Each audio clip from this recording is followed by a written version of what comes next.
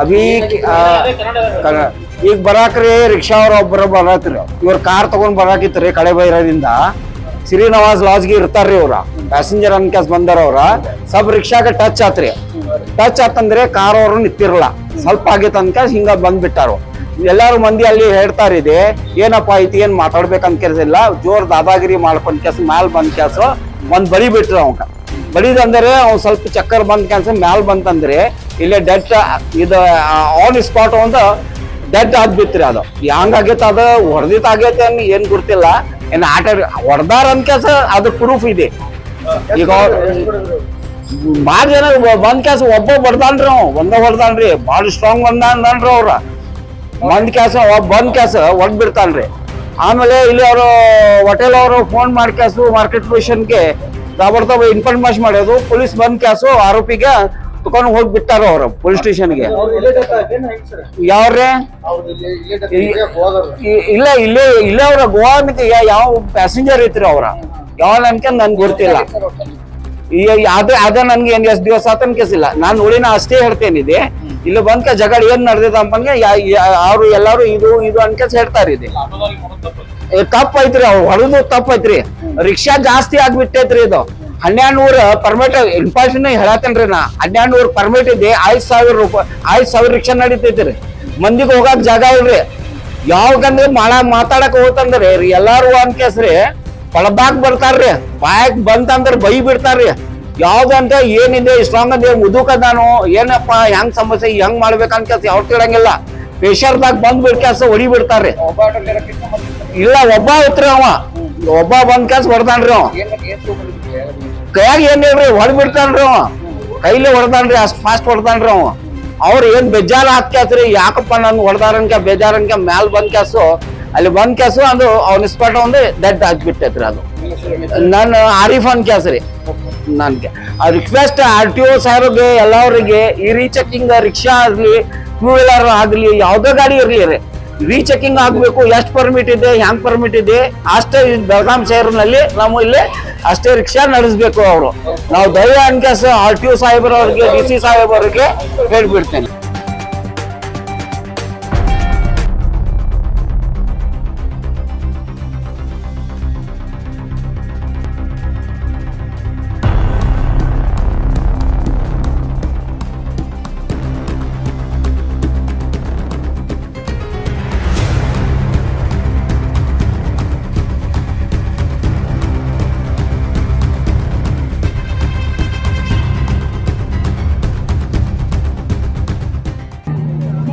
आज बेळगावमध्ये किरकोळ कारणावरून वादविवाद निर्माण होऊन फक्त गाडी टच झाल्या म्हणून वाद निर्माण होऊन 15-20 जणांनी समाजघातक शक्ती जाऊन आज एक वेळाच्या माजी आमदारांना मारहाण करून त्यांचा जीव घेतलेला आहे. तर आज हल्ली गेल्या 5-6 महिन्यापासून बेळगावमध्ये ज्या पद्धतीने गुंडगिरी चालू आहे, लॉ अँड ऑर्डर राहिलेलं नाही आहे. राज्य सरकार पूर्ण विफल झालेलं आहे. मटका जुगार मोठं वाटत तिथे चालू आहे. आपले समाजातले युवक बरबाद होत आहेत. गुंडगिरी तर एवढं वाढलेलं आहे. पोलिसांनी करायचं काम या गुंड लोकांनी करत आहेत. जागा कब्जा करून घेणे, जागा सोडून देणे, कोर्टातली कामं हे सगळे झाले. सरकार झोपलेलं आहे. तर आज एक माजी आमदारांची ही परिस्थिती होत आहे. आणि बेळगावमध्ये गेल्या 1 वर्षामध्ये किती मर्डर झाले आहेत, किती मारहाण झाले आहेत, किती गुंडगिरी झाले आहेत, त्याच्याकडे काय सरकारचं लक्ष नाही, पोलिसांचं लक्ष नाही. तर गांभीर्याने सरकारने अनेकदा मी आग्रह करतो विचार करावा आणि पोलीस कमिशनरला पण आग्रह करतो की कोण आहे ते असले काम करणाऱ्यांच्यावर कारवाई करा. बेळगाव शहराला नाट्य संस्कृतीची मोठी परंपरा आहे, पण गेल्या काही वर्षात ही नाट्य परंपरा खंडित झाली आहे. ही परंपरा कायम ठेवण्यासाठी अखिल भारतीय मराठी नाट्य परिषदेच्या बेळगाव शाखेने नाट्य दिंडी हा उपक्रम राबवण्याचा ठरवला आहे.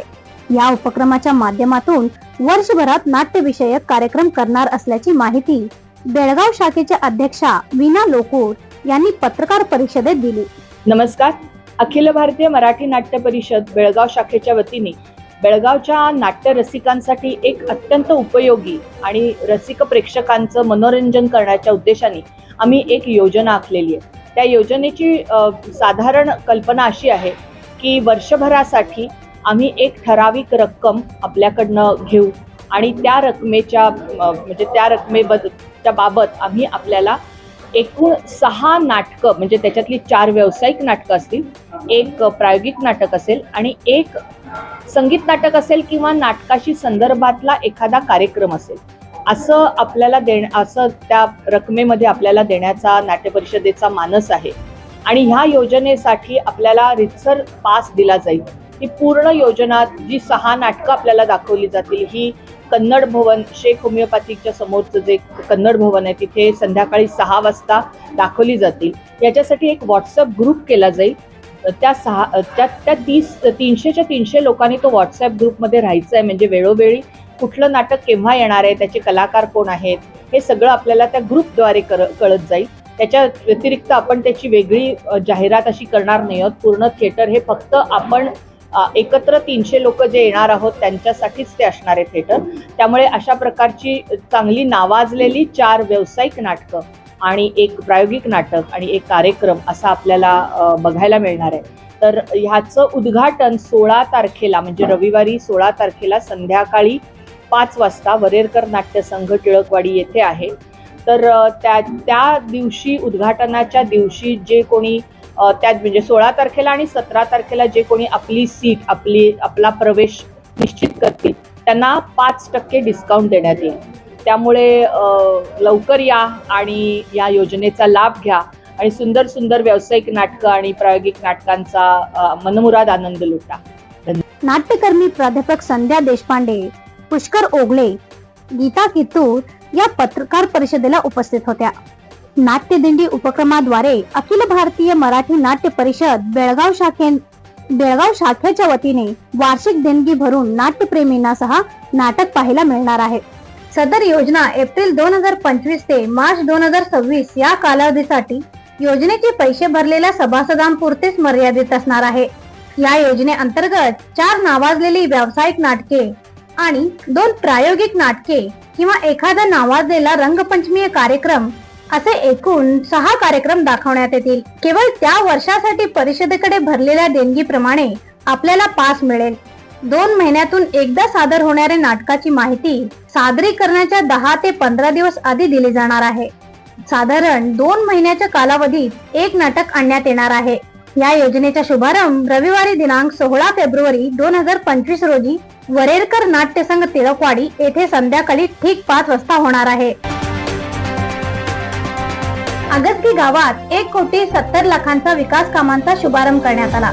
शनिवारी 15 फेब्रुवारी 2025 रोजी चिक्कोडी लोकसभा मतदारसंघाचे खासदार प्रियंका जारकिहोळी यांच्या शुभ हस्ते भूमिपूजन करून 600 मीटर गटार आणि रस्त्यांच्या डांबरीकरणाच्या कामाला सुरुवात करण्यात आली.